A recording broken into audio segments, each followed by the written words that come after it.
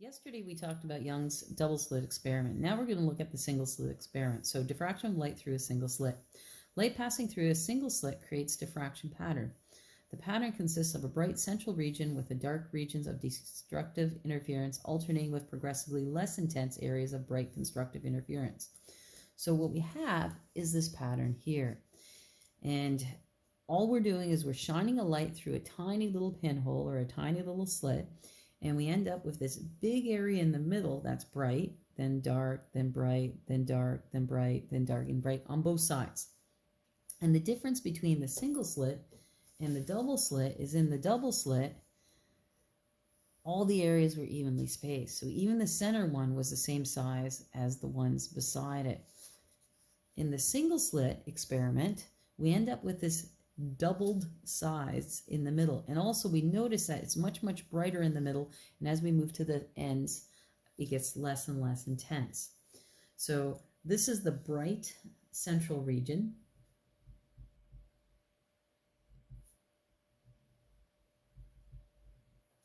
And we call it the central maximum. So it's the central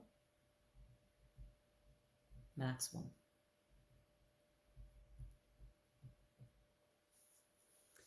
These are also maximums, so the maximums are the bright spots, but the big difference is the central maximum is twice as wide as all the other ones. So the normal maximum or bright fringes, they're delta y. That's how long they are. So delta y, can't see over here, but delta y. And the difference between the center one is it's 2 delta y. So from here to here is 2 delta y. So if we can solve for delta y, if you want to figure out the center part, you just have to multiply it by 2. So there's a couple of things we know. So the smaller the slit width, the larger the distance between the maximum and the minimum. Also, the longer the wavelength, the greater the distance between the maximum. Now there's 3 different formulas we can use. So first of all, it depends on, are we looking at the bright areas or the dark areas? Because you can measure both. We can measure from the bright areas or the dark areas.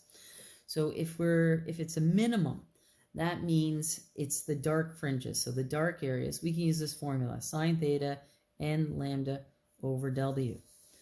So I got this little diagram over here. So W is the width of the slit. And if we draw a line straight out to like a screen or a wall that we're shining this on. So your laser's over here, we shine it light through this tiny little hole, and it projects on a screen over here on this side. Well, the distance between my slit and the wall or the screen, we call that L. Now, if you just make a line straight to the perpendicular to the wall, there to your first minimum, okay, we call that angle theta. If you go from the first minimum to the second minimum, okay, that is theta as well. And these thetas are the same. And I could do a third one. If I go from the second to the third, that would also be theta. Also, these are my fringes on the side. They're just delta y. So delta y, delta y, delta y. And all the y's are the same except for the center one. And the center one is twice as big. So you simply just have to multiply it by 2.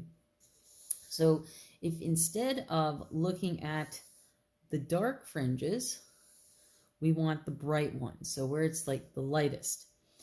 We call that a maxima or bright fringes, and we can use this formula instead. M again just deals with, is it the first one, the second one, the third one, etc., etc. We can also use, doesn't matter if we're looking at the bright regions or the dark regions, this formula here. So delta y, which is the distance between the fringes, so the first minimum, the second minimum, divided by L is equal to lambda over W. Lambda is the wavelength. You would just simply look at your laser. Your laser will indicate what the wavelength is, and the width is how wide your slit is. The other thing we have to remember is the central maximum. So in the center, okay, it's twice as wide. So if you figured out what delta y is, you simply just have to multiply it by 2. So the big difference between the single slit and the double slit, well, single slit, when you shine light through one slit, we end up with a very similar pattern, except the center is twice as big. We always end up with this double central maximum in the middle. In the double slit, well, there's 2 slits, number one, and you can tell by just looking at the differences, they're all evenly spaced. Okay, the center region, even though it's a little bit brighter, is still just as wide as all the other regions. Our first example for a single slit type of question. Light with a wavelength of 5.4 times 10 to the 2 nanometers is incident on a slit of width 11 micrometers and produces a diffraction pattern on a screen located 80 centimeters behind the slit. Calculate the distance of the first dark fringe from the central maximum on the screen. So as always, first thing we do is we write down our given information. So we know the wavelength. So lambda is equal to 5.4 times 10 to the 2 nanometers. Now, nano means times 10 negative 9, but this is 2. So if I go negative 9 plus 2 gives me negative 7. So that's the same thing as saying 5.4 times 10 to the negative 7 meters. We know the slit width is 11 micrometers, so that's W. So W is equal to 11 micrometers, which is the same as 11 times 10 to the negative 6 meters. And we're looking for, it says the screen's located 80 centimeters, so we know what L is. So L is equal to 80 centimeters, which is 0.8 meters.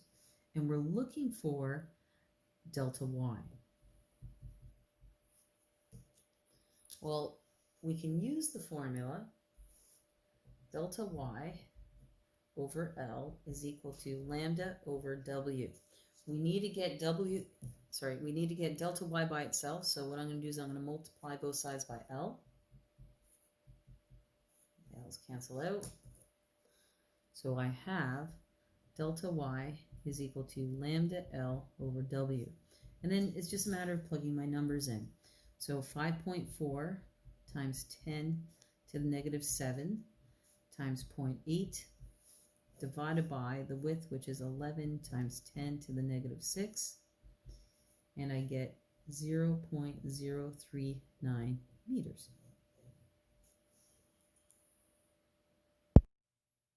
Light from a laser pointer with wavelength 6.7 times 10 to the 2 nanometers. So that's my wavelength lambda. So lambda is 6.7 times 10 to the 2 nanometers. Well, nano means times 10 negative 9. So if I go minus 9 plus 2, that brings me to minus 7. So that's the same as 6.7 times 10 to the negative 7 meters. Passes through a slit with 12 micrometers. So W is equal to 12. And that's the same thing as saying times 10 to the negative 6 meters. Remember, you can find all these prefixes on, I believe it's page 709 or 710 of the textbook. So the screen is placed 30 centimeters away. So that's where L is. So L is 30 centimeters, which is the same as 0.3 meters. And we're looking for how wide is the central maximum. Well, the central maximum, we have to remember, is double the size of all the other maximums. So when I look at this picture here, the central maximum is 2 delta Y, or your angle would be double the angle. So I'm actually looking for 2 theta or 2 delta Y, because it wants it in degrees. So I'm going to need to use the formula with theta and also in centimeters. So I'm looking for the formula that has delta Y in it. So let's start.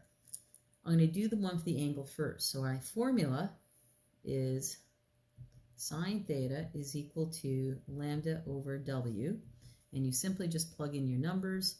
6.7 times 10 negative 7 divided by 12 times 10 negative 6. Now when I put this in my calculator, I want to get the theta away from the sine. So you have to hit shift or mode, depending on your calculator, sine, and then in brackets put in the fraction, and I end up with 3.2. But I'm not looking for theta. I want the central maximum, so I need to double that. So 2 theta is equal to 2 times 3.2, which would give me 6.4 degrees. So that's the first part. Now I want to find it in centimeters. So that's my delta y. So delta y is equal to L lambda over W. And I do just like before. I plug in everything I know. So L is 0.3. Lambda is 6.7 times 10 negative 7. And the slit width was simply 12 times 10 to the negative 6. When I place all that into my calculator, I end up with 0.01675.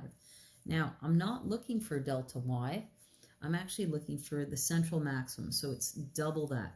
So if I'm trying to find 2y, this up a little bit. So 2 delta y, I would just take this number and multiply it by 2. So it'll be 2 times 0.01675, and I end up with 0.34 meters, which is the same as 3.4 centimeters.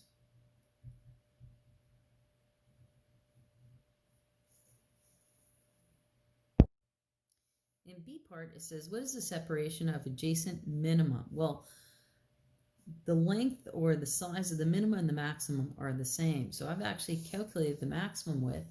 So the minimum would be the exact same number. So delta y of the minimum is going to be, again, when I round this to 2 significant digits, it'll simply be 0.017 meters. And if I put that in centimeters, it's just 1.7 centimeters.